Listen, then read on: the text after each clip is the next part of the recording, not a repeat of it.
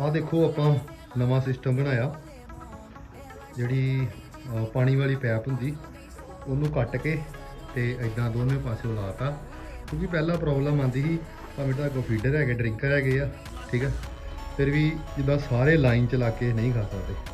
ਪਰ ਦੇਖੋ ਫਿਰ ਵੀ ਥੋੜੇ ਜਿਹੇ ਚੌਲ ਬੰਦੇ ਹੁੰਦੇ ਆ, ਉਹਦੇ ਉੱਪਰ ਚੜੇ ਪਏ। ਇਹਨੂੰ ਬੰਦਾ ਪੁੱਛੇ ਤੈਨੂੰ ਕੋਈ ਕੰਮ ਹੈਗਾ, ਤੂੰ ਉੱਪਰ ਚੜਿਆ ਪਿਆ। ਸਾਰੇ ਬੰਦਿਆਂ ਵਾਂਗੂ ਲਾਈਨ 'ਚ ਖਾਂਦੇ ਪਏ। ਜਿੱਦਾਂ ਮੇਰੇ ਕੋਲ 50-55 ਕੁੱਕੜ ਹੈ ਤੇ ਇੱਕ ਲਾਈਨ 'ਚ ਖਾ ਲੈਣ, ਸਾਰੇ ਖਾ ਸਕਦੇ। ਜਾਂ ਕਈ ਵਾਰ ਕਿਸੇ ਦੀ ਵਾਰੀ ਨਹੀਂ ਆਉਂਦੀ।